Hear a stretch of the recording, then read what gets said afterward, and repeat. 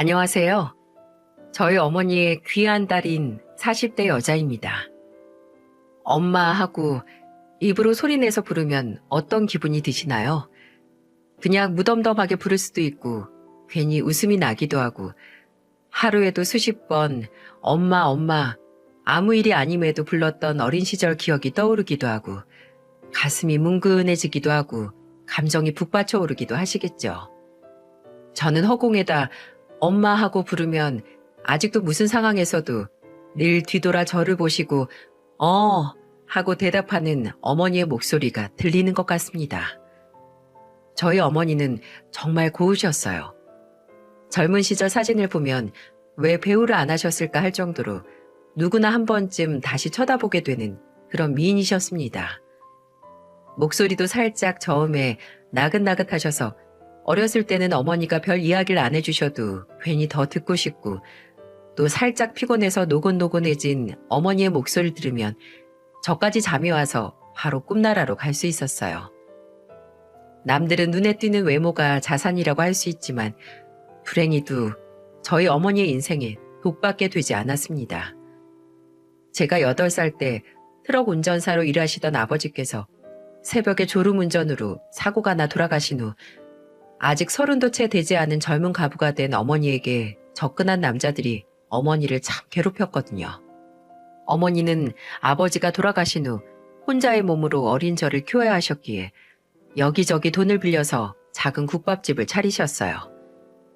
근데 그 당시 저도 막 학교를 들어가서 어렸고 집에는 저를 돌봐줄 사람이 없었기에 학교 끝나면 집에 가는 게 아니라 어머니 국밥집에 가서 시간을 보냈습니다. 그림을 그리고 책을 읽는 걸로 되게 시간을 보내긴 했지만 그래도 그때 제가 가장 많이 한 일은 열심히 일하는 어머니를 구경하는 일이었어요. 조금이라도 생활비를 더 벌기 위해 사람도 쓰지 않고 앉을 시간도 없이 홀로 일하는 어머니를 보는 것도 힘들었지만 무엇보다 어린 저를 힘들게 한 건 식당에 찾아오는 구질구질한 아저씨들이었어요. 왜 요즘도 뉴스 기사로 많이 나오죠? 여자 혼자 장사를 하면 꼭 대체 어디서 소문이 난 건지 온갖 남자들이 다 와서 장사에 방해가 될 정도로 치근덕거려서 여자 자영업자들이 힘들어한다는 기사 말입니다. 예나 지금이나 그런 종자들은 있나 봅니다. 저희 어머니도 그런 남자들 때문에 많이 힘들어 하셨거든요. 장사를 시작하고 몇 년 뒤 안정기에 들어섰을 때는 주방이나 서빙 직원을 둬서 별 문제가 없었지만 초창기에 혼자 장사를 하실 때는 하루에 꼭 2-3명 정도의 아저씨들이 꼭 저희 어머니를 귀찮게 했습니다. 괜히 밥 먹다 말고 주방에 있는 엄마를 부르더니 나이는 몇이냐, 혼자 사냐, 왜 그 나이 혼자냐, 여기 문은 언제 닫냐, 노골적인 질문을 던지는 인간들도 있었고요. 장사가 끝나고 어머니와 함께 집에 가려고 하다가 정말 식당 문을 닫을 때까지 밖에서 어머니를 기다리던 인간들도 있었습니다.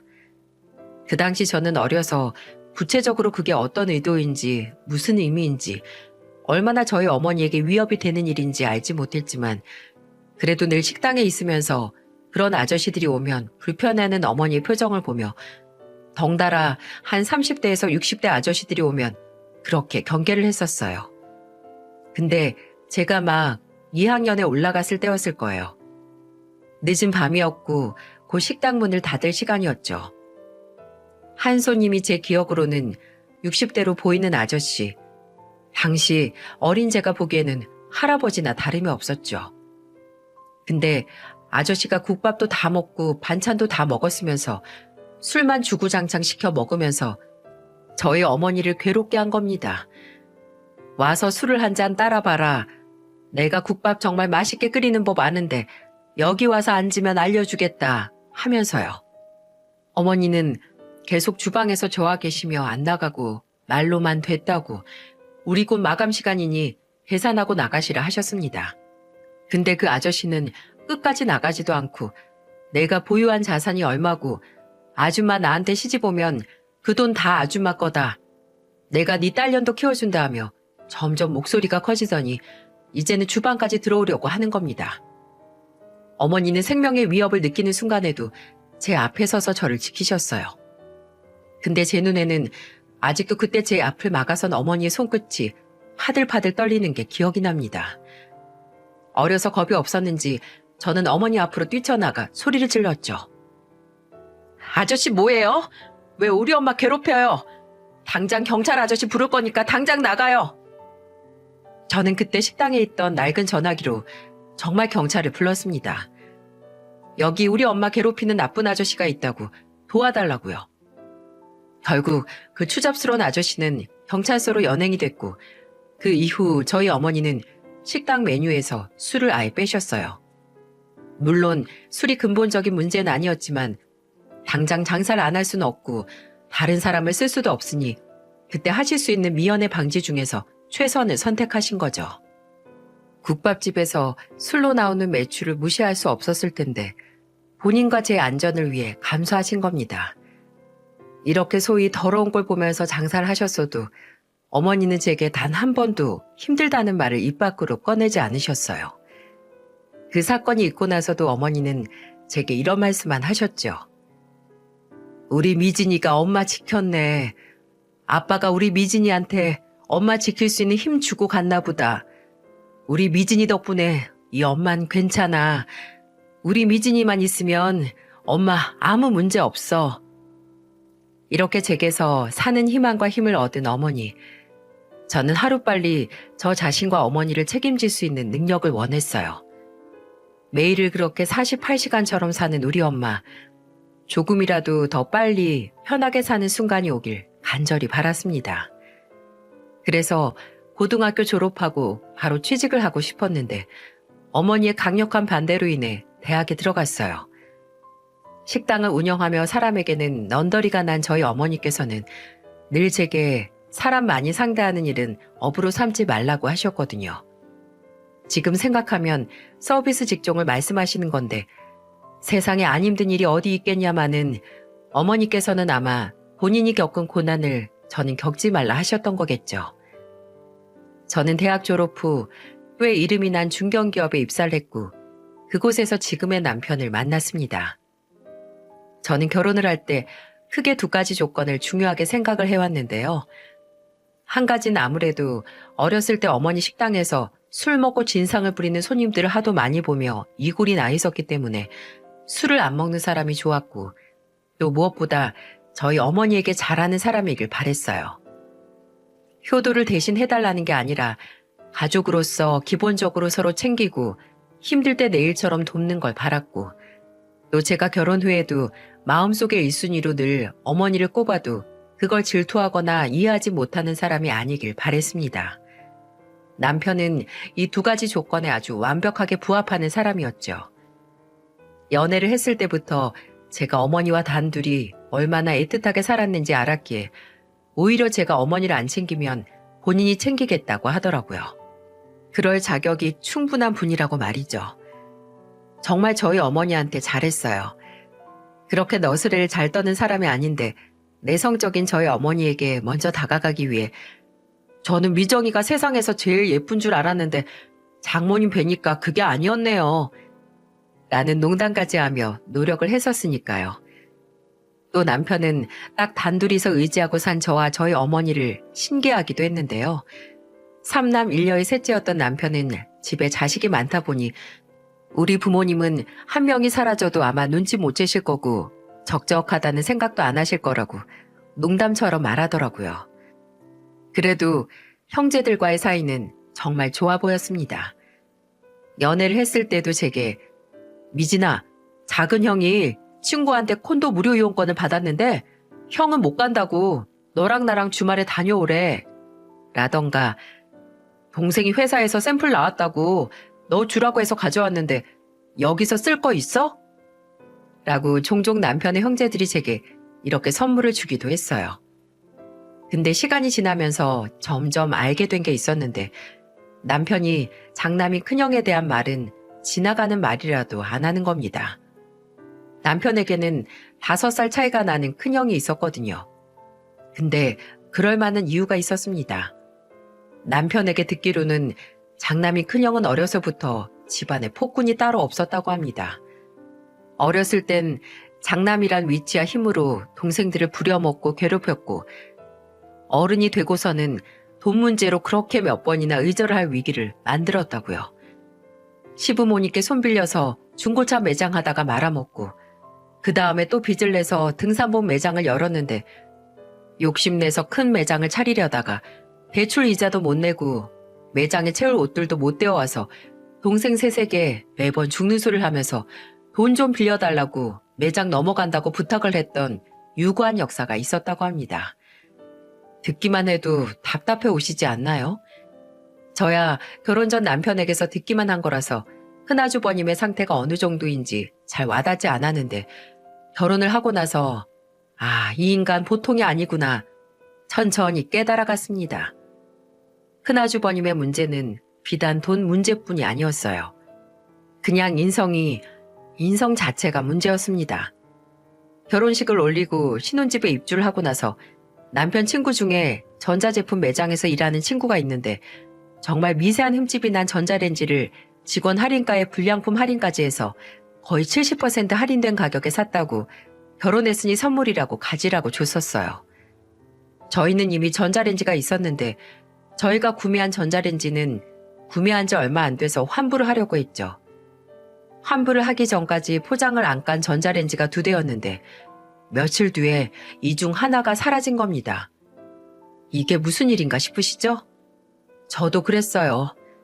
저희도 막 들어온 신혼집에 다녀간 사람도 없는데 대체 누가 그 무거운 전자레인지를 가져갔겠어요?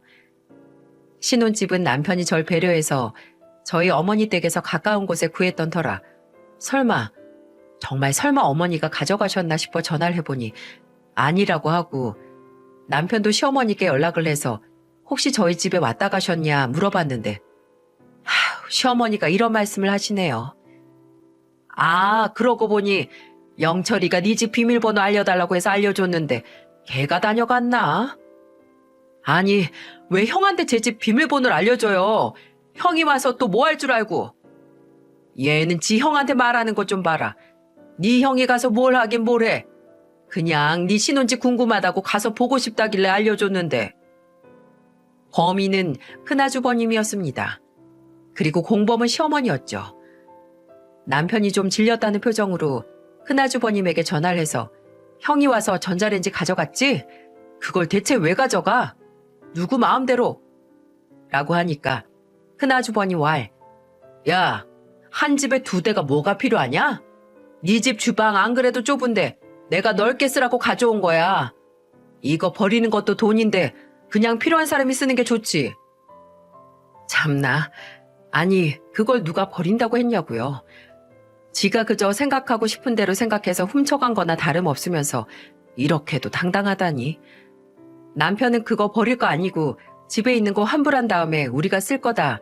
그러니까 가져와라 라고 말해도 일주일 동안 묵묵부답 가져오지 않았어요. 그리고 후에 큰형님께서 저희 집까지 새 전자레인지를 들고 오셨어요. 집에 갑자기 새 거가 생겨서 어디서 났나 했더니 작은 서방님 집에서 가져왔다고 하더라고요. 근데 갑자기 새 거를 작은 서방님이 그냥 줬다는 게 이상해서 캐물어 보니까 그냥 2개 있던 거 집어왔다는데 미안해요 서방님. 미안해 동서. 내가 그래도 집에서 조금이라도 쓰던 거 가져오기 그래서 새 걸로 사왔으니까 기분 풀어. 잘못은 큰아주버님이 했는데 사과하고 돈 쓰는 건 큰형님이었습니다. 근데 이런 모습을 이례적으로 본 게 아니라 결혼 생활 내내 봤습니다. 집안의 골칫덩어리이자 형제들에게 공공의적인 아주버님이 실수를 하고 잘못을 하면 형님이 수습을 하는 걸 말이죠. 지금도 생각을 하면 한숨이 절로 납니다. 저희 큰형님은 큰아주버님에게 너무 아까운 사람이었어요. 아니 어떻게 저 2사람이 결혼을 했지? 아니 어떻게 만났지 싶을 정도로 다른 종류의 사람들이었는데 제가 결혼하고 나서 나중에 큰형님과 작은형님과 가까워지고 나서 큰형님이 그러시더라고요. 결혼 전부터 본인 본 모습 다 드러내는 등신은 없다고요. 남편이 큰아주버님에 대해 말했던 것 중에 형제들 사이를 이간질한다는 것도 있었거든요. 어렸을 때부터 그랬대요. 근데 3살 버릇이 지금까지 와서 이제는 본인 재수씨들 사이까지 이간질을 했었네요. 저는 결혼하고 얼마 안 지나서 큰형님이나 작은형님, 시누이, 그리고 작은 아주버님까지 빠르게 친해졌거든요. 정말 큰아주버님만 빼면 다들 너무 재밌고 좋은 분들이었으니까요. 근데 하루는 그날 시아버지 생신이셔서 시댁에 모였는데 제가 물을 마시러 주방에 갔거든요. 근데 큰아주버님이 따라 들어오시더니 그러시는 겁니다. 재수씨, 근데 아버지 선물을 왜 저리 작은 걸 했어요? 큰 재수씨가 가족 되고 나서 처음으로 시부모님 결혼 챙겨드리는 건데 손 작다고 흉보던데? 큰아주버님 말하길 제가 시아버지 생신 선물로 드린 게 너무 초라해서 작은 형님이 그것에 관해 제 흉을 봤다는 거예요. 근데 저는 이미 전자레인지 사건으로 큰아주버님에 대한 신뢰도가 바닥이었거든요. 또 남편에게서 큰아주버님이 얼마나 가족들 이간질 시켜 하길 좋아한다는 것도 잘 알고 있었고요. 그냥 그 사람 말버릇이었어요. 누가 그러더라 하면서 본인 속마음 얘기하는 거. 그리고 심지어 그 선물 제가 형님들이랑 의논해서 누구는 뭐 하고 누구는 뭐 사자 해서 정한 거였거든요. 근데 그걸로 흉을 본다? 말이 안 되죠. 그래서 저는 대수롭지 않은 표정으로 말했죠. 정말요? 근데 그거 큰형님이랑 작은형님이랑 다 정해서 산 선물인데요? 아, 그래? 그럼 재수씨가 제일 막내라고 제일 후진 선물 사라고 했나 보네. 재수씨, 형님들 텃세 때문에 힘들겠어. 텃세가 어딨어요. 그것보다 자꾸 본인 속마음을 남이 한 말처럼 대신하는 그런 사람 때문에 좀 짜증은 나네요. 그렇게 말하고 주방을 나왔습니다. 그 후로도 수차례 큰아주버님이 저희 사이를 이간질하려고 했지만 그게 먹힐 리가 있나요? 집안에서 가장 가족의 신뢰를 받지 못하는 게 아주버님인데. 그런데도 본인의 문제를 모르고 그렇게 밉상짓만 하더라고요. 그리고 그것 때문에 형제들이나 다른 가족들이 본인을 피하고 무시하면 지가 오히려 화를 내는 그런 인간이었죠. 혹시 이 이야기를 듣고 같이 사는 큰형님을 걱정하시는 분들이 있을지 모르겠습니다. 근데 걱정 마세요. 저희 큰형님은 그로부터 1년 뒤에 그 지옥에서 탈출을 하셨으니까요. 바로 이혼하셨거든요. 아나무인에 무능력하고 동생들한테 늘 손이나 벌리면서 고마운 줄도 모르고 늘 제멋대로인 큰아주버님에게 아주 이골이 나서 이혼하셨어요. 등산복 매장만 크게 열어놓고 일도 안 하고 펑펑 놀러 다니는 큰아주버님을 대신해 가사에 육아에 매장 운영까지 도맡아서 하던 큰형님은 이혼을 결심하기 전에 과로로 1년에 대여섯 번을 쓰러지셨거든요. 그렇게 큰형님은 이혼 후 본인 친언니가 하는 게스트하우스를 함께 운영하기 위해 부산으로 갔습니다. 그럼 개망난이처럼 살다가 이혼당한 후에 큰아주버님이 정신을 개미 눈물만큼이라도 차렸을까요? 전혀 아닙니다. 오히려 지가 먼저 이혼하고 싶어 했는데 잘 됐다고, 후련하다고, 애미나 새끼나 안 봐서 좋다고 아주 떵떵거렸어요. 웃긴 게 속이 후련할 거면 혼자 후련하던가요.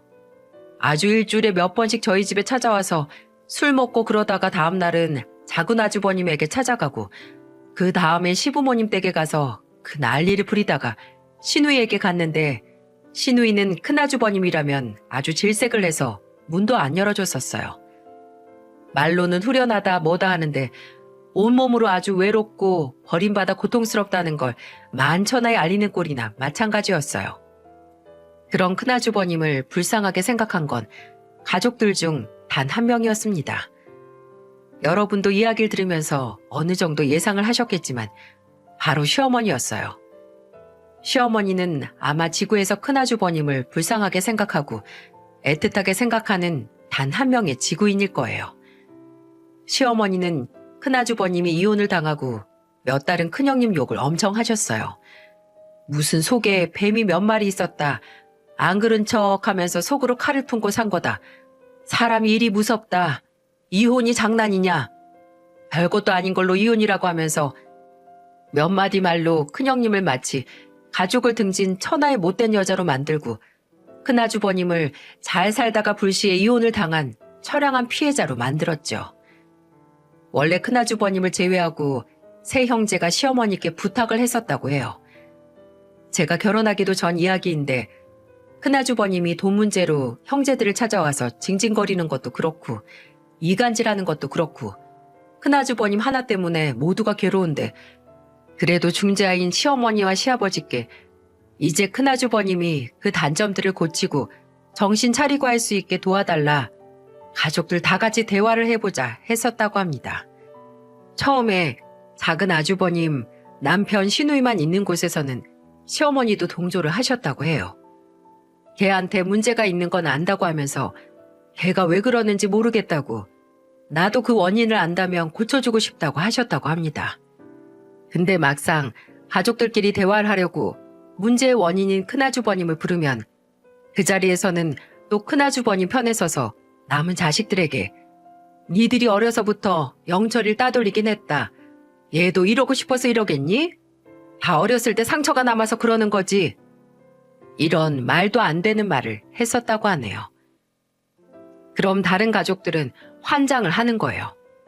심지어 같은 부모인 시아버지도 당신이 그리 싸고 도니까 영철이가 가족들한테 미안한 걸 모른다고 하는데 이미 오래전부터 시어머니에게 큰아주버님은 다른 형제들에게서 배척을 당한 불쌍하고 아픈 손가락이었던 거죠. 어처구니가 없는 게 배척을 당한 게 아니라 지 혼자 남은 3명의 형제를 배척하다가 혼자가 된 건데 누가 누굴 탓하나요? 저도 애 둘 낳은 부모지만 그럼에도 시어머니의 마음이 도저히 이해가 가지 않았습니다. 아니, 오히려 자식이 있어서 더 이해가 가지 않았어요.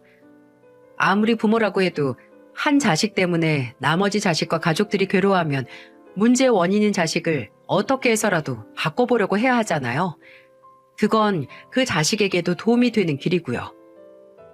더 환장할 노릇은 아주버님의 이혼 후 시어머니가 아주버님을 싸고 도는 게 더 심해졌다는 거였어요. 40이 넘은 아주버님을 마치 4살짜리 애처럼 끼고 사는데 그냥 둘이서 그렇게 사는 건 상관이 없죠. 근데 꼭 주변의 그 지독한 지극정성으로 인한 피해를 끼치니 문제였습니다.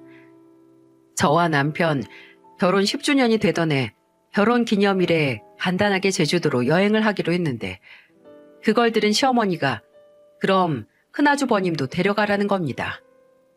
안 그래도 안 좋은 일 많았는데 같이 가서 바람 쐬고 오라고. 또 제가 둘째 낳고 회사를 그만두고 나서는 시어머니께서 본인이 한 달에 50만 원씩 줄 테니까 큰아주버님네 집에 하루에 한 번씩이라도 가서 밥을 해주라는 정말 어처구니 없는 말도 들었어요. 근데 너무 웃긴 건 저는 지금도 100% 확신해요. 시어머니 본인도 본인 장남이 같이 살기 힘든 인간이라는 걸 잘 아십니다. 안 그랬으면 저한테 가서 밥 해주란 소리 안 하시고 직접 가셔서 같이 살면서 삼시세끼 챙겨 먹였겠죠. 말로는 그리 애틋한데 막상 본인도 감당 안 되고 책임은 지고 싶지 않은 아픈 손가락이었던 겁니다. 진심으로 애틋하고 걱정이 된다면 만사 다 제쳐두고 가서 곁에 있는 게 맞는 거죠. 바로 제가 저희 어머니께 그랬던 것처럼요. 저희 어머니께서는 60대에 들어서시고 얼마 가지 않아 췌장암 판정을 받으셨어요. 원래 40대 때 간염에 걸린 적이 있으셨거든요. 근데 다시 황달이 와서 또 간염인가 보다 하고 어머니를 모시고 병원에 갔는데 말 그대로 하늘이 무너지는 것 같았어요. 다른 사람도 아니고 왜 우리 엄마에게 한평생 부끄러운 일 하나 안 하시고 자식을 위해 헌신하시고 열심히 살아오신 저희 어머니에게 이런 일이 일어났나 하늘을 원망하고 또 원망했죠. 근데 하늘을 원망해서 뭐 하나요? 어머니의 병이 더 진전되기 전에 알지 못한 한심한 제 탓이거늘. 어머니는 병원에서 저와 함께 췌장암 3기에 전이 췌장암으로 당장 수술은 불가능하다는 말과 항암 치료로 암이 전이된 부분을 최대한 줄이고 그때 수술을 할 것인지 아니면 계속 항암 치료로 연명을 할 것인지 선택을 해야 한다는 말을 듣고 온 날 아무 말도 못하고 가만히 있는 제게 말씀하셨어요. 엄마도 엄마 몸이 이렇게 아픈 줄 몰랐는데 미진이 네가 어떻게 알았겠어. 다 게을러서 우리 딸이 정기적으로 건강검진 가자고 했을 때 미룬 엄마 탓이야. 그러니까 미진아, 나쁜 생각 하지 말어. 지금 여기 우리 딸이 자책할 만한 일 하나 없어. 그러니까 나쁜 생각 그만해. 어머니 눈에도 보이셨겠죠. 어머니 몸이 병들어가고 있다는 걸 전혀 모르고 있었다는 사실에 마음속으로 12번은 더 제 자신을 매질하고 있었는데 시한부 선고를 받은 거나 다름없는 오히려 어머니가 저를 위로했습니다. 이래서 부모만한 자식이 없다는 거구나. 나도 다른 집 자식들하고 다를 게 없구나 싶기도 했고 그냥 제 자신이 한없이 한심해지는 건 어머니의 위로로도 막을 수가 없었어요. 그리고 그 한심함을 조금이라도 만회해보고자 그날부터 저는 어머니의 집에서 살다시피 하며 어머니를 모셨습니다. 같이 병원에 가고 입원으로 치료하면 제가 간병인으로 함께 병실에 있었어요. 제가 조금이라도 쉬어야겠다 싶을 때는 남편이 어머니를 모셨고 심지어 작은 형님도 잠깐 와서 저희 어머니와 함께 있어 주셨죠. 제가 어머니를 위해 할 수 있는 게 뭔지 매일, 매분, 매초 고민을 했어요. 근데 제가 고민을 한다고 해서 어머니의 몸이 호전되는 건 아니었습니다. 치료는 의사의 몫이었고 그 치료를 받고 부지런히 따라가는 것도 저희 어머니의 몸 상태였죠. 단 하나뿐인 자식이나 돼서 실질적인 도움이 못 된다는 제 무능력함에 하루하루가 괴로웠는데 치료 부작용으로 병원에 입원을 하셨을 때 어머니가 그러시더라고요. 매일 우리 딸이랑 이렇게 붙어 있으니까 옛날에 국밥집에서 하루 종일 붙어 있을 때 같네. 그치? 그때 알았죠.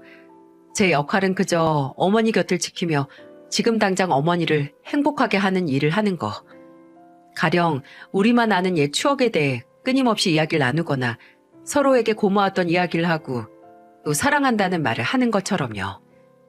근데 다른 건 기꺼이 할 수 있었지만 괜히 어머니께 고마웠던 이야기를 듣는 건 힘들더라고요. 뭔가 그 순간이 마지막이라서 작별 인사를 하는 것 같기도 해서 괜히 어머니가 그런 얘기를 꺼내면 피했었어요. 그리고 정말 마지막 순간이 왔을 때 그렇게 피했던 걸 후회했죠. 왜 모든 형태의 사랑이든 그 끝은 후회만 남는지. 그렇게 8개월의 투병 생활 끝에 어머니는 숨을 거두셨고 저는 40이 넘어 고아가 됐습니다. 어머니의 장례식은 작고 조촐하게 치러졌어요. 내성적인 만큼 인간관계가 좁았던 저희 어머니를 찾는 사람들은 많지 않았지만 또 좁은 만큼 깊은 관계였기에 진정으로 어머니의 죽음을 슬퍼하고 그리워할 사람들만 모여서 치러졌었죠. 그날은 시어머니와 시누이, 작은 아주버님과 형님 모두 왔었는데 큰 아주버님만 안 오셨어요. 원래 하도 정신이 없어서 시댁 식구들 중 누가 오고 안 오고 눈치채질 못했는데 시어머니께서 저를 붙들고 그러시더라고요. 영철이가 정말 오고 싶어 했는데 오늘 너무 급한 일이 생겨서 못 왔어. 대신 내가 내 부조금 봉투에 영철이가 보낸 돈도 넣었으니까 너무 서운하게 생각하지 마렴.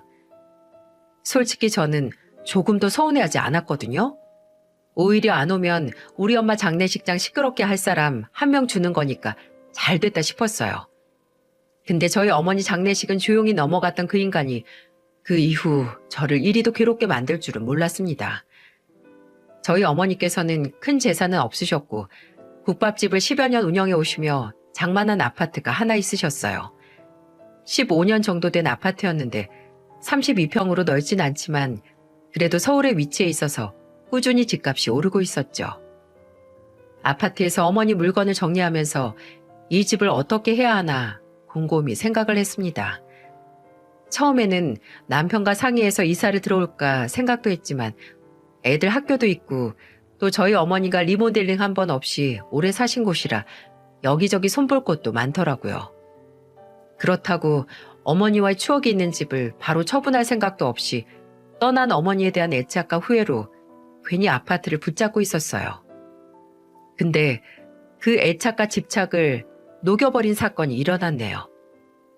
어머니가 돌아가시고 아마 2주도 안 지났을 거예요. 아파트에 있는 물건은 정리는 했지만 텅 빈 채로 내버려 두고 있었습니다. 근데 하루는 저희 집에 시어머니가 찾아오셨더라고요. 평생 한 번을 안 그러시던 분이 과일을 사서 오셨는데 제게 그러시더라고요. 이제 좀 괜찮지?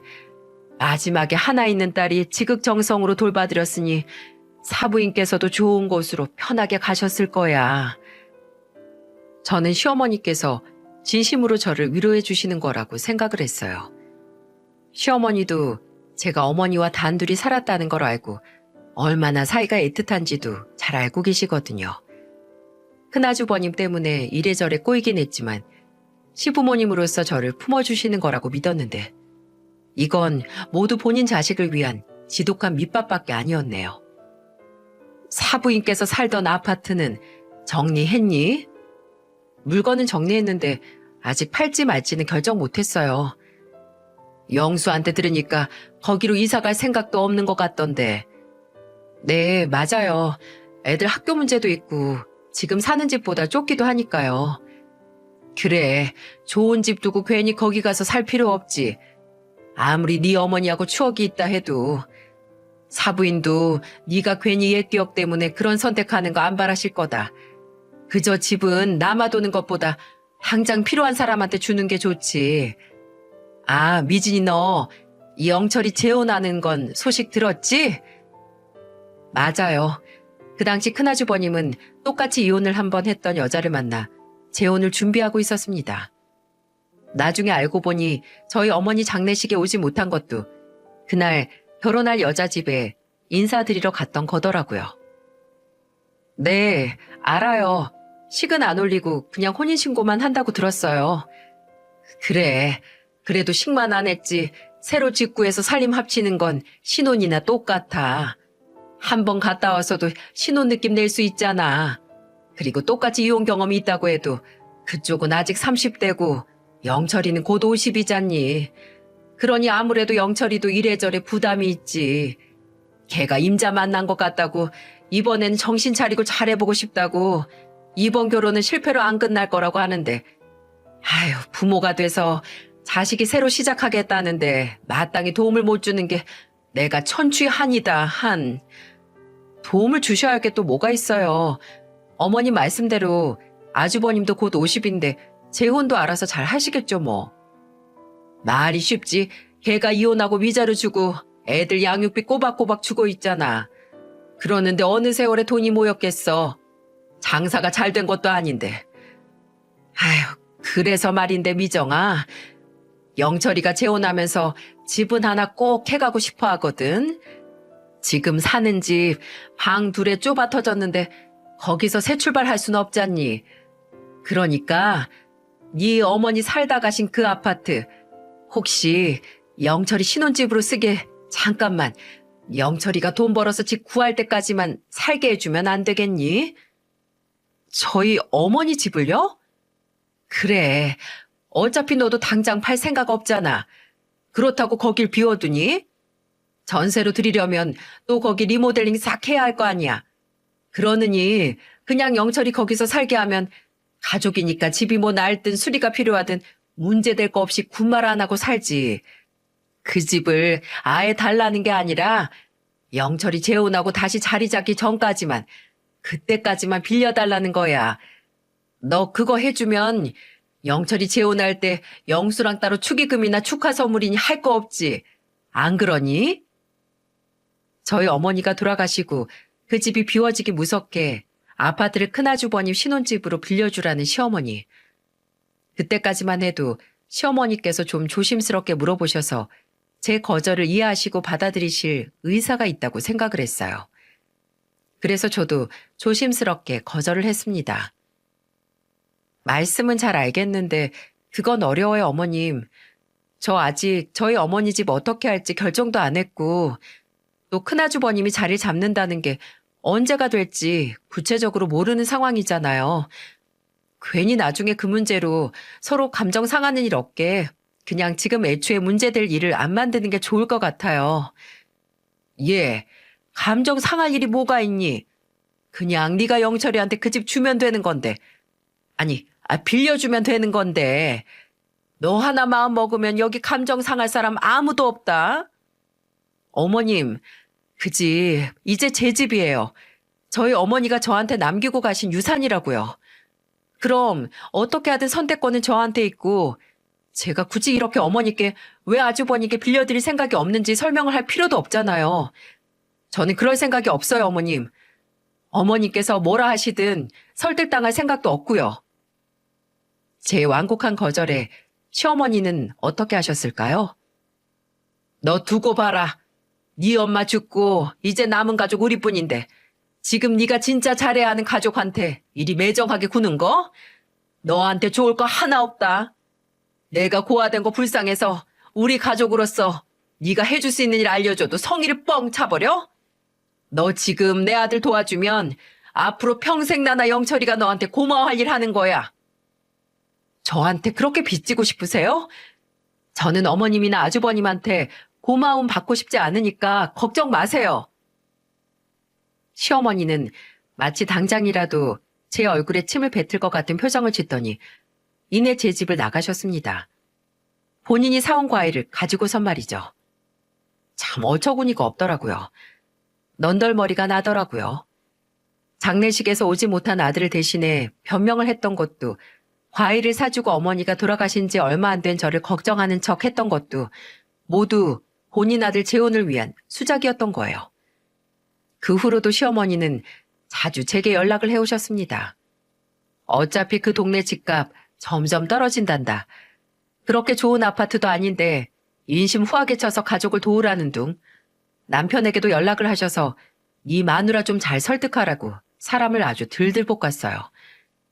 나중에 시누이에게 연락이 왔는데 시어머니가 이제는 다른 가족들까지 포섭을 하려고 했더라고요.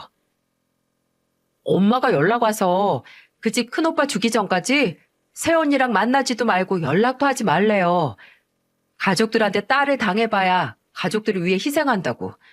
언니, 엄마나 큰오빠 제외한 다른 가족들은 그 집 오빠한테 주건 말건, 아니 오히려 주는 걸 더 반대하니까 절대 엄마 말에 휘둘리지 말아요. 큰오빠는 지가 뭔데 그 집을 엄마 시켜서 언니한테 달라 해요? 다행히 다른 가족들은 다 제 편이었어요.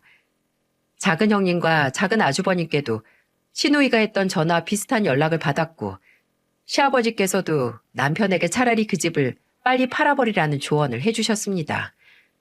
오직 그 두 사람, 늘 가족들과 대척점에 서 있던 시어머니와 큰아주버님이 저희 어머니 집을 호시탐탐 탐을 내는 거였어요. 근데 점점 재혼 날짜가 다가와서 조급해졌는지 본인 어머니만 믿고 있을 수 없다 판단을 했는지 이제는 큰아주버니까지 저를 찾아왔더군요. 점심에 나갔다 오다가 집에 가는 길에 저희 집 앞에서 저를 기다리고 있던 큰아주버님을 마주했을 때 그저 한숨밖에 나오지 않더라고요. 괴로운 건 전데 큰아주버님은 도리어 지친다는 표정으로 그러더군요. 재수씨, 진짜 이럴 거야? 아무도 안 사는 빈집, 가족한테 평생도 아니고, 아니 몇 년 빌려주는 게 그렇게 힘들어? 저한테 집 맡겨놓으셨어요? 어머님이나 아주버님이나 왜 제 아파트 갔다가 사람을 이렇게 힘들게 하시는 건데요? 그걸 빌려주든 안 빌려주든 그건 제 마음이고 제 선택이잖아요. 내가 이렇게 부탁하잖아. 재수씨, 나 정말 이번엔 잘해보고 싶어. 결혼 한번 실패한 사람한테 이런 기회 쉽게 오는 거 아니잖아. 그러니까 사람 한번 살리는 셈 치고 좀 도와주라. 어? 나 이미 집은 걱정 말라고 내 와이프 될 사람이나 그 처가에도 다 말해놨단 말이야. 그러니까 누구 마음대로 벌써 보장되지도 않는 그런 거짓말을 쳐요. 그리고 이번에는 잘해보고 싶다고요? 처음 결혼은 안 그러셨어요? 이혼한 형님이랑 결혼할 때는 이렇게 절절하지도 않고 뭐 하면 하고 아니면 안 하고 그런 마음이라서 끝이 그렇게 끝났나 보네요. 저는요, 솔직히 지금 가족이라고 하는 아주버님을 못 믿겠거든요. 재혼하고 다른 집 구할 때까지만 산다고요? 대체 몇 년을요? 지금까지도 못했던 게 갑자기 될 거라는 보장이 어딨어요. 그리고 아주버님이 생각하기에 본인이 저한테나 다른 가족들한테 이런 부탁을 할 정도로 믿음을 준 적이 있나요?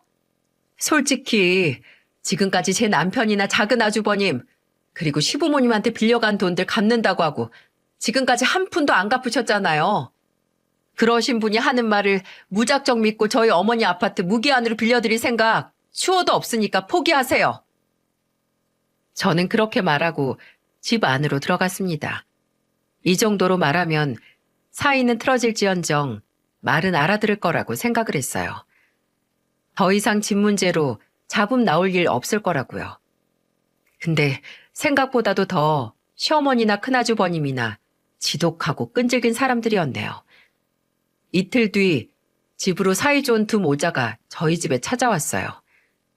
주말 대낮부터 오더니 시어머니는 다짜고짜 제 뺨을 내려치셨어요. 황당하시죠? 저도 그랬습니다. 순식간에 벌어진 일에 입도 뻥끗 못했는데 시어머니가 먼저 선수를 쳐 소리를 지르시더라고요. 네가 뭔데 내 아들한테 그딴 소리를 해? 뭐? 가족한테 믿음을 못 줘? 네가 뭘 안다고 떠들길? 네가 죽은 네 엄마 집이 있으면 있었지. 뭐가 잘났다고 한참 아래 서열인 주제에 내 아들한테 바락바락 말대꾸를 해? 큰아주버님이 그날 제가 했던 말을 홀랑 가서 그새 일렀나 봅니다. 뺨이 아픈 것보다 어이가 가출을 해서 헛웃음만 나는데 옆에서 시어머니를 말리던 남편이 불현듯 시어머니 뒤에 서 있는 큰아주버님 앞으로 가서 사정없이 주먹을 날렸어요. 저는 실제로 사람 얼굴이 그렇게 세게 주먹에 맞는 소리를 처음 들었네요. 헉 하는 소리와 함께 큰아주버님은 바닥에 나동그라졌고 놀란 시어머니는 남편의 팔에 매달려 뭐하는 짓이냐고 소리를 질렀어요. 남편은 그런 시어머니의 팔을 떨쳐내고 말했고요. 야, 넌 어머니 앞세워서 내 아내한테 집 구걸하니까 마음이 편하냐? 그리고 너한테 돌아가신 장모님 집 안 줬다고 이 사람이 엄마한테 맞는 걸 봐서 마음이 후련해? 이 쓰레기 같은 놈아. 언제까지 그렇게 살래? 언제까지 엄마 조종하고 가족들한테 빌붙어서 피 빨아먹어가면서 살 거냐고. 엄마도 똑같아요. 엄마는 다른 자식들은, 다른 가족들은 안 중요하죠? 엄마 큰아들만 중요하니까 다른 가족들이 무슨 생각을 하건 얼마나 힘들건 상관도 안 해서 이런 짓까지 하시는 거잖아요. 그날 집은 그야말로 난장판이 됐습니다. 고래고래 싸운 울분을 터뜨린 남편과 온갖 변명만 하다가 나중에는 제가 집을 안 줘서 그런 거라고 제 탓을 하는 시어머니. 그리고 본인 혼자 쏙 빠져서 조용히 있는 큰아주버니까지 혼란 그 자체였죠. 그날 이후 몸싸움까지 하게 됐으니 포기할까 싶었는데 시어머니는 제게 최후 통첩을 날리는 전화를 하셨어요. 너 이게 마지막이다. 너 생각 잘해야 할 거야. 지금 네가 잘못된 선택하면 한 사람이 정신 차리고 똑바로 살려고 하는 기회 날리고 가족들끼리 부모 자식 간에 척을 지게 생겼어. 너 그걸 원하니? 그걸 원해? 생각해봐라. 네 어머니가 이런 걸 원하겠니? 본인이 너한테 주고 간 아파트 때문에 가족들끼리 의상하는 걸 원하시겠어? 어려운 일도 아니잖아. 그러니까 제발 가족을 위한 선택을 하렴. 그날 시어머니에게 따로 할 말이 있었지만 네 어머니가 뭘 원하실까 생각해보라는 시어머니의 말에 정신이 번쩍 트이더라고요. 그래서 목을 가다듬고 말했습니다. 맞아요. 저희 어머니께서 이런 걸 원하시지 않으셨죠. 당장은 못 들어가고 최소한 일주일 뒤에 들어갈 수 있어요. 아파트 정리도 해야 해서. 뭐? 미진아, 그럼 너? 아주버님한테 일주일 뒤에 입주해 보시라고 하세요. 시어머니는 그 전에 표독스럽기 짝이 없는 목소리를 거두고 이내 사르르 녹아내리는 목소리로 제게 고맙다. 너 선택 잘한 거라고. 진작 그랬으면 내가 네 얼굴에 손댈 일도 없었을 텐데 하시는 겁니다. 저는 그러니까 말이에요. 라고 하고 전화를 끊었고 한시라도 빨리 일주일이 지나길 바랬습니다. 그리고 그토록 원하던 일주일 뒤 오후 2시가 됐을까요? 제 휴대폰에 미친 듯이 전화가 걸려오기 시작했어요. 큰아주버님이었죠. 저는 전화를 받지 않았고 그 후에도 계속 걸려오는 전화를 무시했습니다. 큰아주버님에게 부재중 전화 8통이 찍히고 나서 휴대폰이 좀 잠잠해졌는데 한 10분 정도 뒤에 이제는 시어머니께서 전화를 하시더라고요. 여보세요? 어머님, 무슨 일이세요? 이야, 이게 무슨 말이냐? 지금 영철이한테서 연락이 왔는데, 너 혹시 그 집 팔았니? 거기 지금 다른 사람이 들어가 살고 있다고 영철이가 그러는데, 이게 무슨 일이야? 아, 네, 맞아요. 그 집 벌써 팔렸는데, 제가 말씀 안 드렸나요? 야, 네가 일주일 뒤 입주하라고 했잖아. 그래서 새벽부터 포장이사 불러서 영철이 짐이랑 걔 마누라 짐이랑 다 싸서 갔다는데, 저는 입주를 해보라고만 했지 그 집을 준다고는 말 안 했는데요. 해보실 테면 해보시라고요. 이미 주인 바뀐 집에 제가 무슨 능력이 있어서 다른 주인이 있는 집을 아주버니께 드려요? 너 지금 나랑 말장난 하자는 거야? 어떻게 이런 일로 이따위 짓거리를 해? 영철이네 이사 준비한 건 어쩌라고. 그건 아주버님께서 앞으로 해결할 문제고, 저는 집 준다는 말 없이 그냥 그 집에 가보시라는 것 뿐이니까 아무 책임 없죠. 아무리 가족이어도 누가 집 문제를 그냥 구두로만 계약을 해요. 넌 내가 가만히 있을 것 같아? 너 같은 거 앞으로 우리 가족도 아니야. 너같이 건방진 건 이제 내 집에 한 발자국도 안 들일 거니까 그렇게 알아. 네, 감사합니다. 어차피 어머님이랑 아주버님 있는 그 어떤 곳에도 안 간다고 남편하고도 다 얘기 끝냈어요. 뭐? 그건 또 무슨 개떡 같은 소리야? 이번 일로 남편도 그렇고 작은 아주버님이나 형님, 그리고 아가씨도 어머님이나 아주버님께 질릴 대로 질렸다고 하던데요? 못 들으셨어요? 두 분이 정신 차리고 가족들한테 지금까지 했던 행동들 사과하지 않으면 앞으로 절대 얼굴 볼 일 없을 거라고 했어요. 행동? 나나 영철이가 뭘 했다고? 그거야 앞으로 어머님하고 아주버님하고 생각을 잘 해보셔야 할 문제죠. 하나하나 알려드리면 그게 어디 반성이 되겠어요? 본인 잘못을 알아서 알아가는 게 반성이죠. 그럼 아주버님께 재혼 축하한다고 미리 전해주세요. 저나 남편은 재혼식 참석 안 할 거니까. 아, 이사도 어쨌든 잘 하시라고 전해주시고요. 그렇게 저는 전화를 끊었습니다. 사실 저희 어머니 집은 시아버지께서 그 집을 팔라는 말을 하셨을 때부터 부동산에 내놓은 상태였어요. 어머니 집을 처분하는 건 가슴이 아팠지만 계속 가지고 있었으면 아마 시어머니나 큰아주버님이나 절대 포기를 안 했을 것 같고, 저희 어머니께서도 제가 그렇게 고통을 받는 건 원치 않으실 것 같아 팔게 됐습니다. 처음에는 먼저 팔았다고 통보를 하고 싶었는데 대뜸 최후 통첩을 날리는 시어머니가 저희 어머니까지 운운을 해서 골려주고 싶은 마음에 일주일 뒤에 어디 가보시라는 말을 하게 됐고요. 그리고 실제로 시누이와 작은 아주버님 내외가 시어머니나 큰 아주버님과 연락을 끊은 것도 사실입니다. 저희 어머니 집을 가지고 폭력 사건까지 일으켰다는 소식을 듣고 다들 학을 뗐거든요. 어쩌면 가족을 위한 선택을 하기 위해 가족들 사이에서 딸을 당해봐야 하는 건 시어머니와 큰아주버님이 아니냐는 말이 나왔고, 그 후로 저희를 포함해서 나머지 가족들은 시어머니와 아주버님과의 인연을 아예 끊었습니다. 시아버지께서는 그래도 시어머니와 함께 사는 입장에서 아예 끊지는 못하시고 저희 의견을 존중하셔서 옆에서 시어머니를 설득을 하시겠다고 하셨어요. 진짜 자식을 위한 일이 뭔지 죽기 전에는 깨달아야 한다고 하시면서요. 시아버지께 듣기로는 큰아주버님은 결국 원래 혼자 살던 집에 일단 그 재혼한 여자와 들어갔다고 합니다. 아직까지 두 번째 이혼 소식은 들려오지 않는데 모르겠어요. 그 재혼이 두 번째 실패로 끝나는 건 아닌지 앞으로 두고 봐야 할 일이죠. 올해 새해에도 시아버지와 따로 설날을 보냈고요. 시어머니는 만나지 않았습니다. 듣기로는 오히려 시어머니께서 저희와 만나는 걸 일체 원치 않는다고 하시는데 잘된 일이죠. 저희도 마음 편히 정말 가족이라고 부를 수 있는 식구들과 시간을 보낼 수 있으니까요.